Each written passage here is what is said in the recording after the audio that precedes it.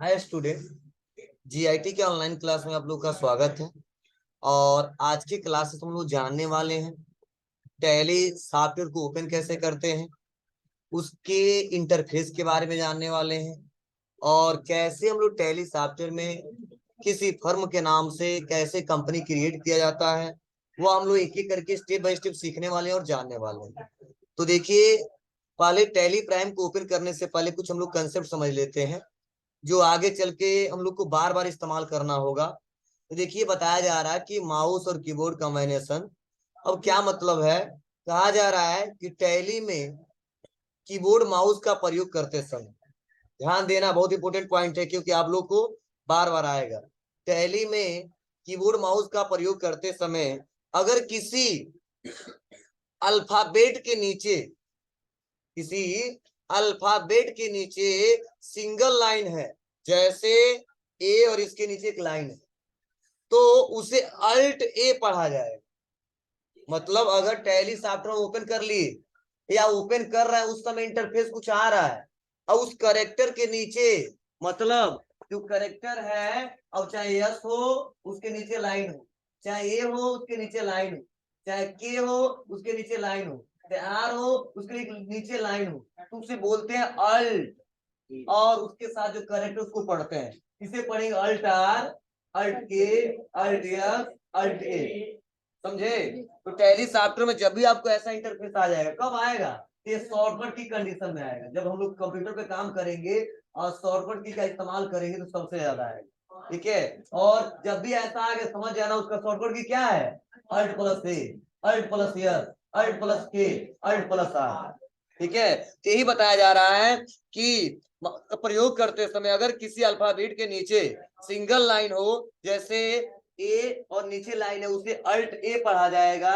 और अगर किसी अल्फाबेट के नीचे डबल लाइन हो तो उसे कंट्रोल ए पढ़ा जाएगा। मतलब अगर यहीं पे सिंगल लाइन ना होके डबल लाइन हो, यहाँ भी डबल लाइन हो, यहाँ भी डबल लाइन हो और यहाँ भी डबल लाइन हो, तो बोलेंगे कंट्रोल ए, कंट्रोल एस, कंट्रोल के, कंट्रोल आर। समझे?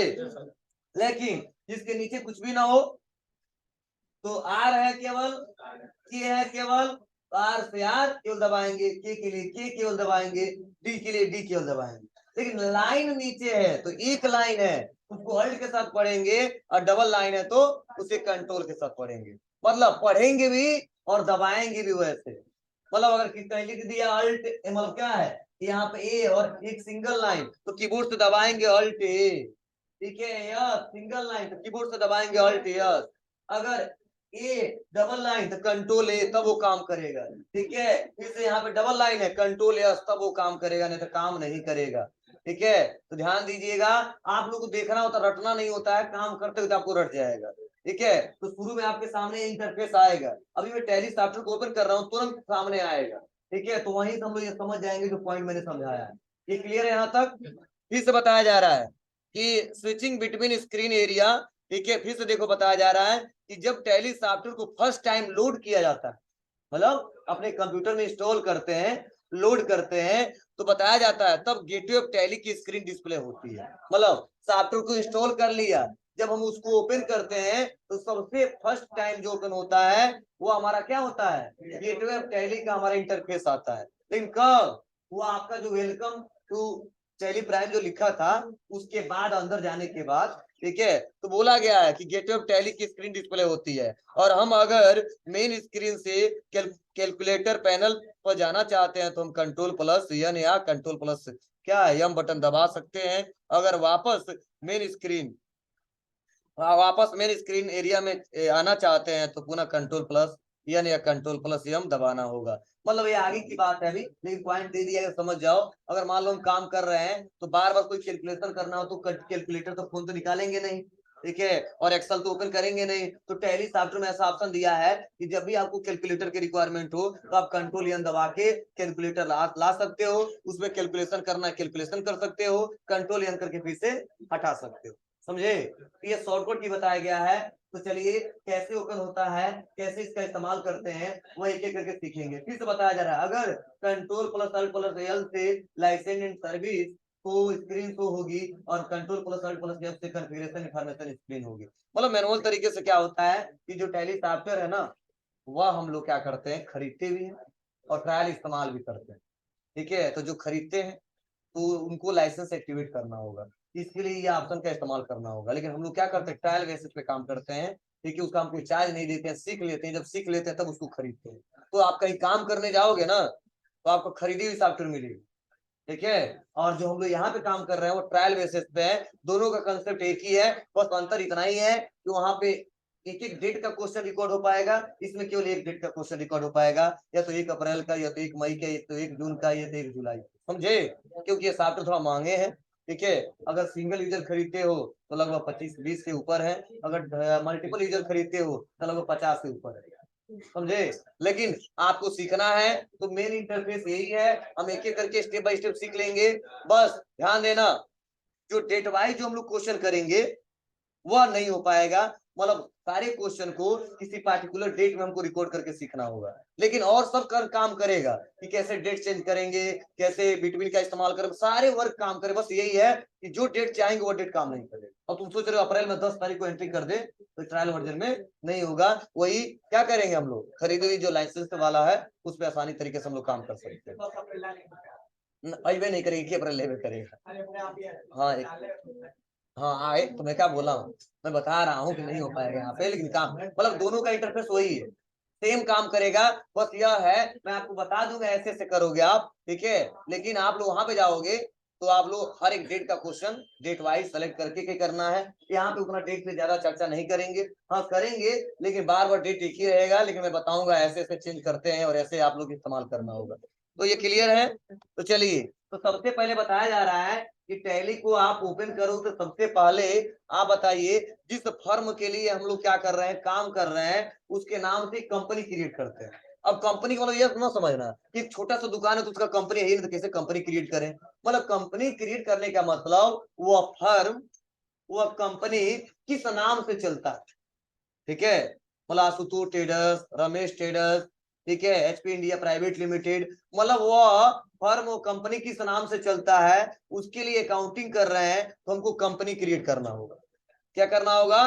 कंपनी क्रिएट करना होगा। अब वो कंपनी कैसे क्रिएट करते हैं, मतलब कोई भी है, अब हम अपने बिजनेस के लिए अकाउंटिंग कर रहे हैं, ठीक है, या अपना पर्सनल बिजनेस हो या कहीं काम कर रहे हैं, तो जिस फर्म के लिए अकाउंटिंग कर रहे हैं तो सबसे पहले हर एक अकाउंटिंग सॉफ्टवेयर कहता है कि बाबू, तो जब तक आप कंपनी नहीं बनाओगे या नहीं बताओगे किस फर्म के लिए अकाउंटिंग कर रहे हैं, तब तक मैं आपको कोई काम करने नहीं दूँ।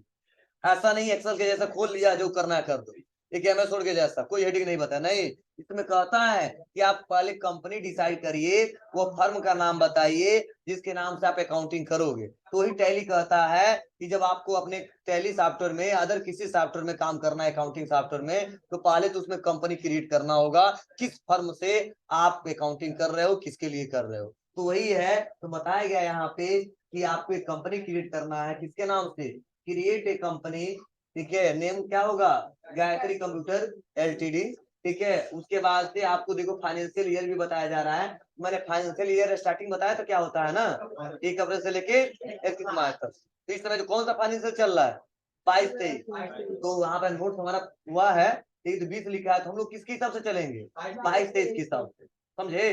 तो हमको क्रिएट करना है, कैसे क्रिएट करना होगा, चलिए अब इसके बारे में डिटेल में दिखा है। डायरेक्टरी क्या होता है, कंपनी नेम या financial year, book beginning from, तो वह जब हम लोग इंटरफेस देखेंगे तो वहां समझाना और अच्छा रहेगा। ठीक है, तो वहां समझा देंगे और आप इसको घर पढ़ते रहिए। ठीक है, मतलब घर पढ़ने के लिए दिया गया, मैं बस थोड़ा सा हिंट दे दिया हूँ। अब मैं नॉर्मल एक एक करके पढ़ाऊंगा, आप लोगों को बस ध्यान देना होगा। इसके लिए चलिए हम लोग टैली को ओपन करते हैं।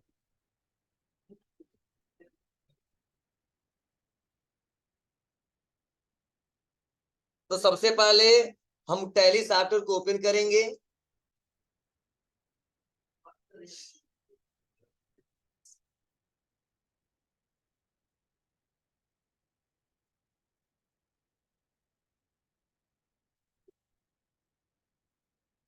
अब टैली सॉफ्टवेयर को ओपन करने के लिए देखिए यहाँ पे थोड़ा सा मैं आपको डिस्कस कर दूं।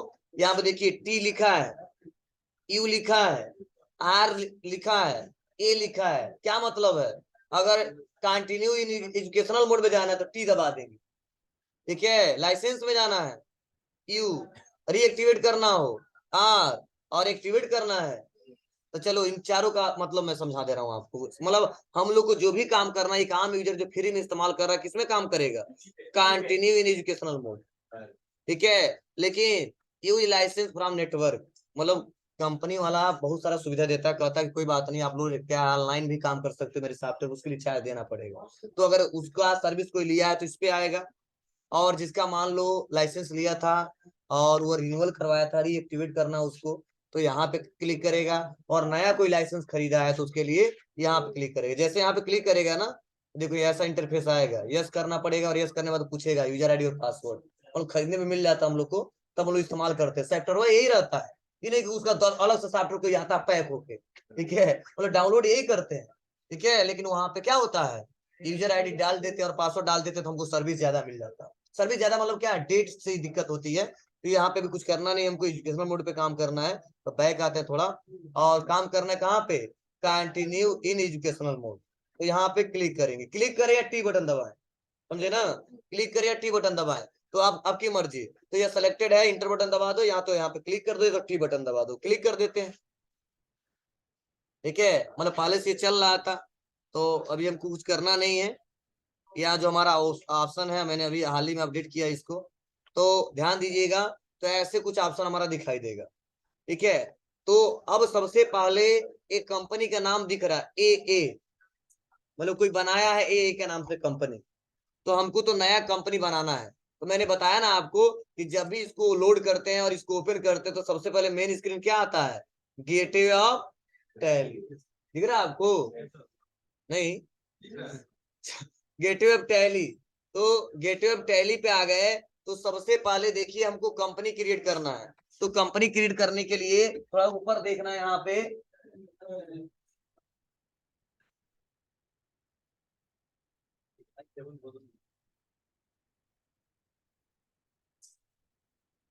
सुनो, यहाँ पे सीधा नहीं किया ना ये ना, इसलिए हुआ है तो।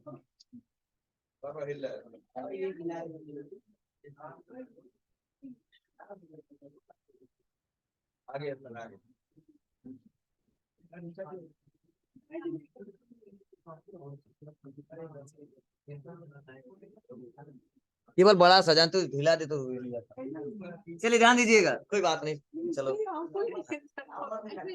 ए ध्यान दो इधर। तो हमने यहाँ पे गेटवे ऑफ टैली ओपन हो गया।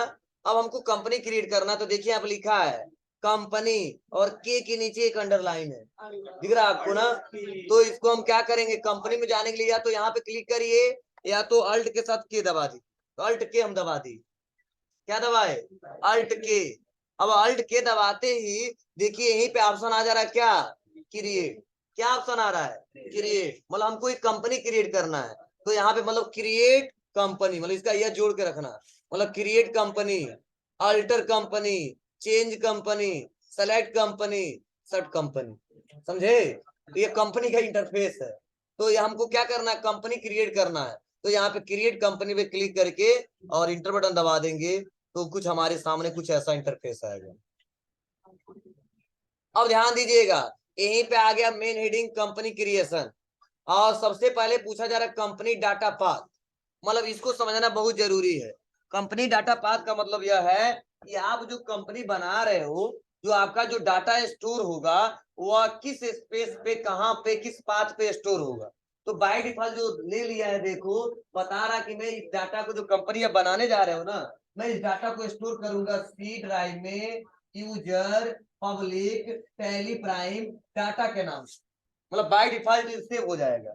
लेकिन हम सोच रहे नो, सी ड्राइव में कभी भी अपने कंपनी को नहीं बनाना चाहिए, क्योंकि कभी भी सिस्टम जब फॉर्मेट होता है ना, तो सबसे ज्यादा सी ड्राइव फॉर्मेट होता है, तो आपका डाटा भी इरेज हो जाएगा। इसीलिए कभी भी अपने कंपनी को बनाइए तो ऐसे जगह बनाइए जो ड्राइव आपका सिक्योर हो, और डाटा हमेशा उससे इरेज ना हो, डिलीट ना हो। तो इसके लिए सबसे अच्छा तरीका होता है कि आप उस डाटा को सेव करिए, उस कंपनी को क्रिएट करिए डी ड्राइव में। किस ड्राइव में, डी ड्राइव में। मतलब किसी कारण से अगर कंप्यूटर को फॉर्मेट भी करना पड़ा, तो हमारा डाटा डी ड्राइव का डाटा डिलीट नहीं होता है। ठीक है। और भी अच्छा तरीका है कि डी ड्राइव में डाटा देने के बाद से हर हफ्ते में उसका बैकअप ले लेना चाहिए।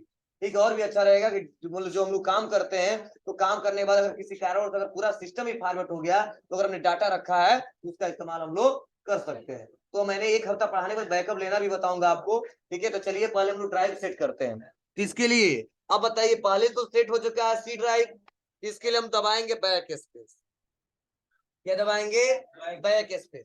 तो जैसे बैक स्पेस दबाए तो जो हम नीचे कंपनी नेम में थे अब ऊपर चले आए, और यहीं पे देखो जितनी कंपनियां इस ड्राइव में सेव है ना सब दिख रहा है, लगभग इतना कंपनी सेव है, देखो 1 2 3 4 5 6 इतने।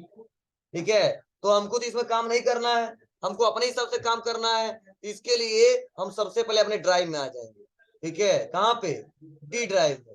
और डी ड्राइव में आने के बाद से राइट क्लिक करते हैं। डी ड्राइव में आ जाओगे ना? कहाँ से आओगे? हाँ, इतना तो पता है आपको। डी ड्राइव में आने के बाद फोल्डर पे आ जाएंगे, और फोल्डर पे आने के बाद से जो आपका डाटा है, तो मैंने गायत्री के नाम से डाटा स्टोर करके रखना है, तो मैंने एक फोल्डर क्रिएट कर लिया, पहले ही कर लिया और क्लिक कर दिया। अब इसकी जरूरत नहीं है हमको, अब इसको क्लोज कर देंगे। अब आ जाएंगे फिर से टैली पे, और टैली पे आने के बाद से हमको कहाँ आना है? ऊपर आना है। फिर से एरो की सब जाएंगे, बैक से नहीं दबाएंगे, अब एरो की। एरो की जैसे दबाएंगे तो देखो आ गया सेलेक्ट फ्रॉम ड्राइव, मतलब वो ड्राइव सेलेक्ट करिए जहां पे आप डाटा स्टोर करके रखना चाहते हो। तो बैक मतलब क्या किया, एरो की दबाया हूं। अब इंटर दबाएंगे। इंटर दबाने में देखो जितने ड्राइव है हमारे सब शो हो रहे हैं, C drive, D drive, desktop, document, download. कहाँ पे डाटा स्टोर करना है, कहाँ पे रखना है? डी ड्राइव में। तो हम डी ड्राइव पे आएंगे, तभी डी ड्राइव में गायत्री के नाम से फोल्डर बनाया है ना, जैसे डी ड्राइव पे आएंगे तो देखो गायत्री दिखेगा आपको, दिख रहा है गायत्री। अब यहाँ पे क्लिक कर लेंगे, और क्लिक करके अब आ जाएगा देखो डी कॉलन स्लैश गायत्री, मतलब डी ड्राइव में गायत्री के नाम से सेव हो रहा है। अब इंटर बटन दबाएंगे तो देखो ऊपर कंपनी डाटा पाथ में क्या है, अब डी ड्राइव मतलब गायत्री, मतलब डी ड्राइव में डाटा किसके नाम से सेव हो रहा है? गायत्री के नाम से। क्लियर है सबको? उसके बाद आते हैं कंपनी नेम। तो बताइए कंपनी नेम क्या बोला जा रहा है देने के लिए? गायत्री कंप्यूटर लिमिटेड, मतलब प्राइवेट लिमिटेड। ठीक है, तो हम यहाँ पे आएंगे और आने के बाद से लिखेंगे गायत्री कंप्यूटर प्राइवेट, तुम्हारी मर्जी। मैं क्या बोला हूँ पहले बताया हूँ, जिस फर्म के लिए अकाउंटिंग करते हैं, जिस फर्म के लिए अकाउंटिंग करते हैं उसी का कंपनी बनाएंगे। आपके मन में जो चल रहा है तो अपने नाम से बना लीजिएगा। ठीक है, तो हम सिस्टमेटिक तरीके से बता रहे हैं ना, ऐसा नहीं कुछ भी लिख देंगे तो यही आदत रहेगी तो गड़बड़ हो जाएगा। तुमको सोनू के नाम से बनाएंगे केवल, ठीक है, अंकुर के नाम से बनाएंगे, गड़बड़ हो जाएगा। ठीक है, जिसके लिए काम कर उसके नाम से बनाएंगे हम लोग। तो यहाँ पे आएंगे तो नाम आ गया। उसके बाद से यहाँ पे एड्रेस, मतलब वो फर्म, वह कंपनी, वह जो हमारा जो जिसके लिए अकाउंटिंग कर रहे हैं वह कहाँ पे है। ठीक है, यूपी में है और किस एड्रेस में है, मतलब जो एड्रेस लिखना है आपको। तो हमारा क्या है जी, रेलवे स्टेशन रोड, बस इतना लिख दिया, और लिख देंगे नीचे पडरौना कुशीनगर। हाँ, आपको परेशान नहीं होना है बार बार शिफ्ट के साथ। अगर पहला करेक्टर लिखते हो ना किसी वर्ड का तो अपने आप वो कैपिटल आ जाएगा, FID वो कर लिया गया, हम लोग परेशान भी नहीं होना है। लेकिन सब लिखोगे एक ही में तो एक ही लेगा, तो स्पेस दबाते जाइए, अपने आप पहला लेटर कैपिटल हो जाएगा, बार बार शिफ्ट दबाने की भी रिक्वायरमेंट नहीं है। ठीक है, तो हमने लिख दिया रेलवे स्टेशन पडरौना कुशीनगर। यहाँ पे आ जाएंगे, और भी कोई डिटेल है पूरा तो आप डाल सकते हो, नहीं तो नीचे आ जाएंगे। अब पूछा जाता है स्टेट, ध्यान दीजिएगा। स्टेट मतलब आपका वो मतलब क्या है, आपका जो फर्म है वो आपका कंपनी है, वो किस स्टेट में है। ठीक है, तो आप लोग को सेलेक्ट करना होगा। तो क्या है हमारा जी, उत्तर प्रदेश। और यहाँ पे आ जाएंगे, पिन कोड पूछा जाता है, पिन कोड डालेंगे 274304। उसके बाद से यहाँ पे फोन नंबर डाल देंगे,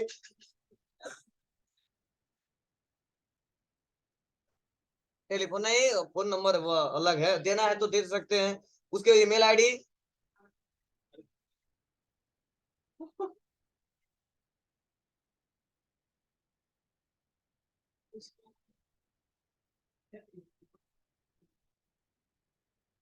ठीक है। और यहाँ पे इनका वेबसाइट जो भी है वो हम लोग डाल सकते हैं, www डॉट, नहीं डालेंगे कुछ, जितने फर्म सबका वेबसाइट होगा। मैं एक तरीका बता रहा हूँ, ऑप्शन दिया है जो है आपके पास। हाँ, अब यहाँ पे थोड़ा सा समझने की कोशिश करने का पॉइंट, यहाँ पे देखो, यहाँ पे दिया है बेस्ट करेंसी सिंबल, तो हमारे यहाँ रुपया ही चलता है ना, तो ध्यान दीजिएगा। तो जैसे हम लोग यहाँ पे क्या करेंगे, कंट्री सेलेक्ट करेंगे, उसी के हिसाब से बेस्ट करेंसी सिंबल भी आ जाएगा, ठीक है ना।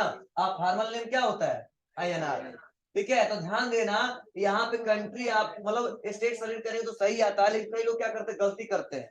जब गलती करें, यहाँ गलती कर दोगे तो सारा लैंग्वेज भी चेंज हो जाएगा, और प्लस यहाँ पे क्या हो जाएगा, तो करेंसी वो भी चेंज हो जाएगा, ठीक है। और यूएसए कर दो तो क्या आएगा यहाँ पे, डॉलर। तो देखो यहाँ पे मतलब हमको कुछ नहीं करना होता, इसलिए मत परेशान मत होना सर यहाँ कैसे चेंज करेंगे। देखो जैसे यहाँ पे क्लिक करेंगे ना, और क्लिक करके क्या कर दिया हमने, यूनाइटेड स्टेट, देखो क्या आ गया, डॉलर आ गया, समझे। तो यहाँ पे ध्यान देना, परेशान नहीं होना है आप लोग को। तो यहाँ पे सेलेक्ट करते हैं और इंडिया ले लेते हैं, हाँ टाइप करेंगे तो जितने हैं सब आ रहे हैं।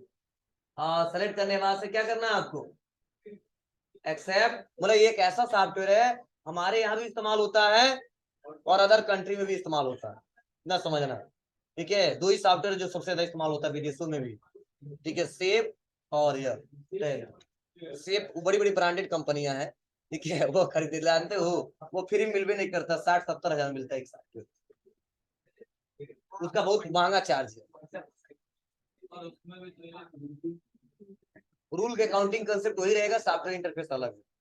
कंट्रोल क्या कर लेंगे, अब क्या लिखा है message, company created successfully, clear है आपको। तो आप कहो सर यह ऑप्शन क्यों दे रहे हैं, तो ध्यान देना, अभी तक जो लोग पढ़ाया, मैंने पढ़ाया है MS Word में, देखिए का ऑप्शन आ रहा है तो उसके बारे में डिस्कस कर रहे थे, लेकिन टैली में ऐसा नहीं होगा। टैली में जैसा रिक्वायरमेंट होगा वैसे हम फीचर्स इनेबल और डिसेबल करेंगे, समझे ना। क्योंकि इस हमारे यहाँ या अदर कंट्री में व्यापार बहुत सारे हैं, तो ये जो सॉफ्टवेयर ऐसा तो है नहीं कि स्पेशल किसी व्यापार के लिए बनाया गया है, मतलब कपड़ा वाला हो, ठीक है, चाहे सोने चांदी वाला हो, या अदर कोई मान लो अदर किसी फर्म वाला हो, बड़ी बड़ी कंपनियां हैं, तो सबके पर्पज से बनाया है। तो जैसा रिक्वायरमेंट हो तो वैसे फीचर्स को इनेबल और डिसेबल करेंगे।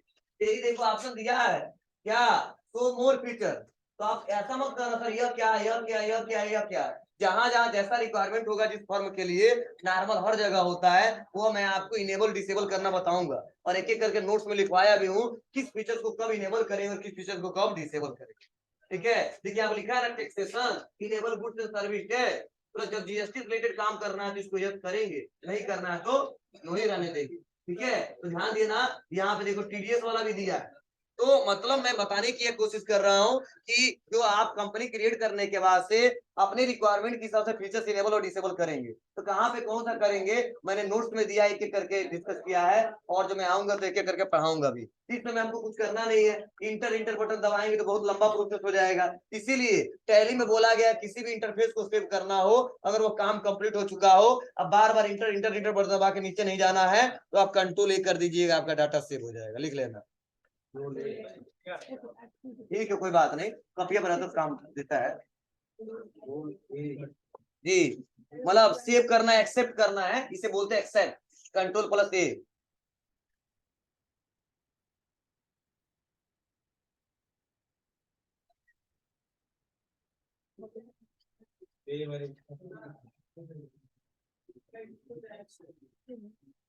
क्लियर है।